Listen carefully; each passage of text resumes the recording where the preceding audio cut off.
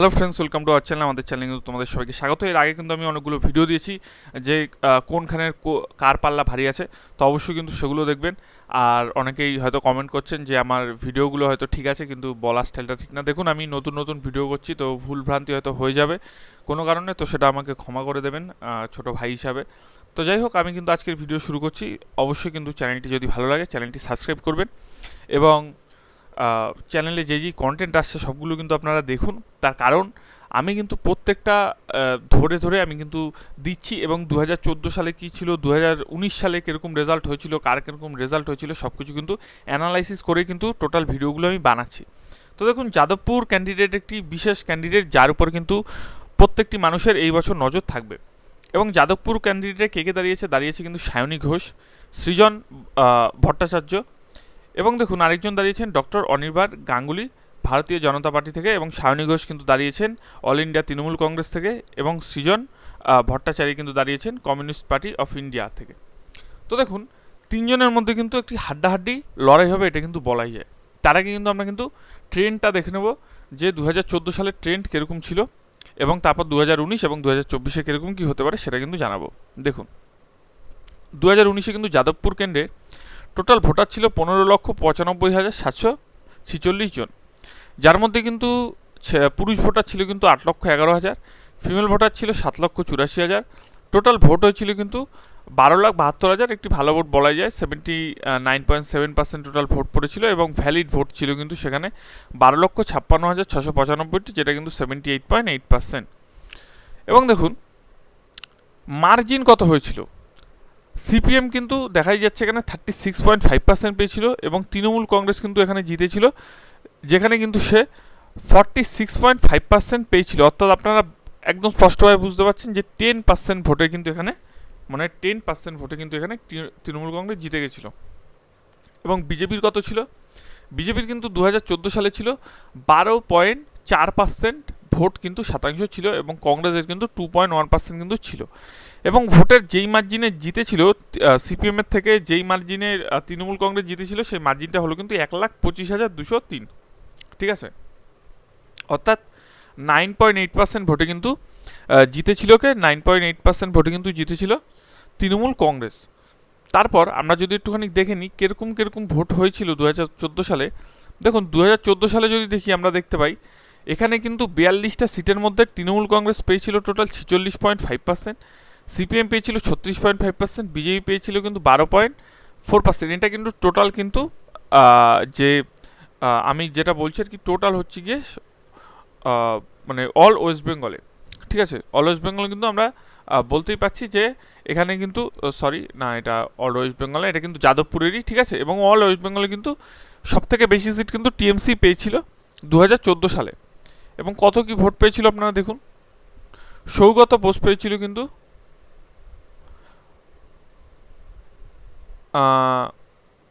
5,84,244টি vote কিন্তু পেয়েছিল, সে কিন্তু অল ইন্ডিয়া তৃণমূল কংগ্রেস থেকে দাঁড়িয়েছিল।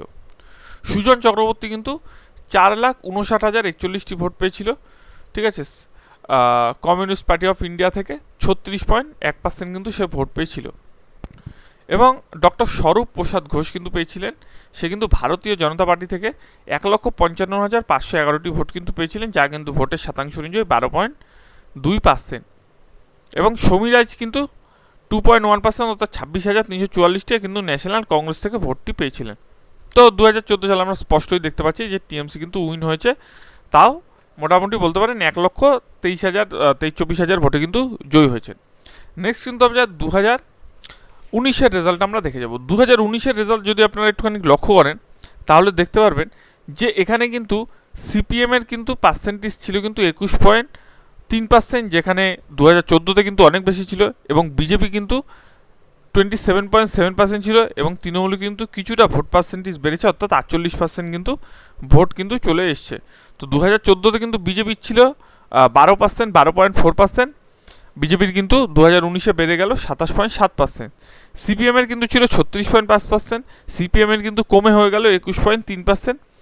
তৃণমূলের কিন্তু ছিল 46.5%, তৃণমূলের কিন্তু বেড়ে হলো 48.8%। অর্থাৎ যদি এখানে বেশি কারোর উত্থান হয়ে থাকে সেটা কিন্তু বিজেপির উত্থানটি হয়েছে 2019 সালে। এবার দেখুন 2019 সালে টোটাল ভোটার কজন ছিল।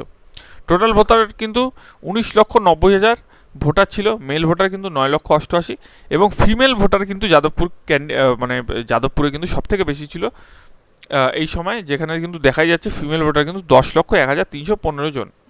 এখানে আরও দেখতে পাবেন টোটাল ভোট ছিল কিন্তু 14,36,894, অর্থাৎ 73% ভোট হয়েছিল এবং ভ্যালিড ভোট কিন্তু 71.4%, অর্থাৎ 14,21,353টি। মার্জিন কিন্তু প্রচুর মার্জিন হয়েছিল। মার্জিন কিন্তু মিমি চক্রবর্তী যখন জিতেছিল সেটা কিন্তু 2,95,239টি ভোটে কিন্তু জিতেছিল। এখানে কিন্তু সিপিএম আমরা দেখতেই পাচ্ছি অনেকটা কিন্তু পিছিয়ে গেছে। এবং দেখা যাক যে টোটাল কে কত ভোট পেয়েছে।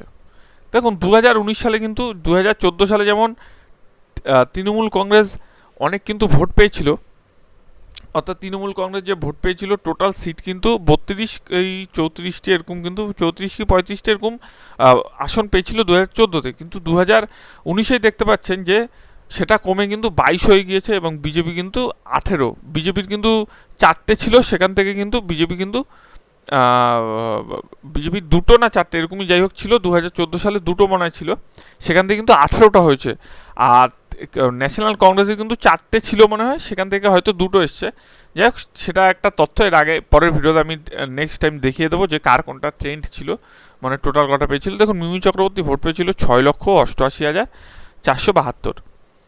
অনুপম হাজরার কিন্তু ভোট ছিল 3,93,233, সে কিন্তু ভারতীয় জনতা পার্টি থেকে দাঁড়িয়েছিল। বিকাশ রঞ্জন ভট্টাচার্য কিন্তু দাঁড়িয়েছিল এখান থেকে কিন্তু সে ভোট পেয়েছিল 3,02,264টি ভোট। এবার এই বছর কি হতে পারে, এই বছর কে জিততে পারে বা কার দিকে পাল্লা বেশি থাকতে পারে, দেখুন সেটা দেখতে তো অবশ্যই আপনাদের 4 তারিখের রেজাল্টের উপর সবার নজর রাখতে হবে যে 4 তারিখ কী হচ্ছে। আর এখন যেগুলো হচ্ছে সেগুলো কিন্তু সম্ভাব্য, এগুলো হতেও পারে আবার নাও হতে পারে, এরকম কোনো ব্যাপার নেই যে হবে, ঠিক আছে, আবার এরকম কোনো ব্যাপার নেই যে নাও হতে পারে, এগুলো একটা সম্ভাব্য একটা বলে, ঠিক আছে, যে এই রেজাল্ট হতে পারে। তো দেখুন আমরা যদি একটু দেখতে যাই যে পাল্লা এখানে কার বেশি ভারী, দেখুন তৃণমূল, সিপিএম কিংবা বিজেপি, ঠিক আছে, এই দলগুলো যে আছে এই দলগুলোর মধ্যে সব থেকে বেশি ইস্যু এখন যেগুলো হচ্ছে, এই সম্প্রতি কিন্তু আমরা দেখতে পেলাম যে কিছু চাকরি বাতিল হয়ে গেল, অর্থাৎ 23,000-এর উপর চাকরি কিন্তু টোটাল বাতিল হয়ে গেল, ঠিক আছে। তারপরও প্রচুর দুর্নীতির ইস্যু আছে আর তৃণমূলের উপর, সেখান থেকেও কিন্তু আপনারা দেখতে পাচ্ছেন যে তারা কিন্তু একটুখানি প্রবলেমের মধ্যে পার্টিটা একটু ফেস করছে। সেইখান থেকে কিন্তু আবার বিজেপি দেখা যাচ্ছে সেই ফায়দাটা কিন্তু আবার বিজেপি লুটছে।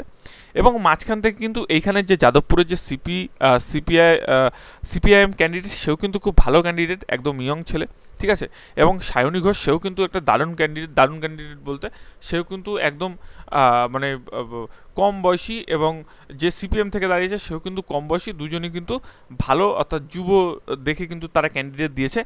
এবং বিজেপি ভারতীয় জনতা পার্টি যে ক্যান্ডিডেটটা দিয়েছে সেও কিন্তু ডক্টর অনির্বাণ গাঙ্গুলি ভারতীয় জনতা পার্টি থেকে।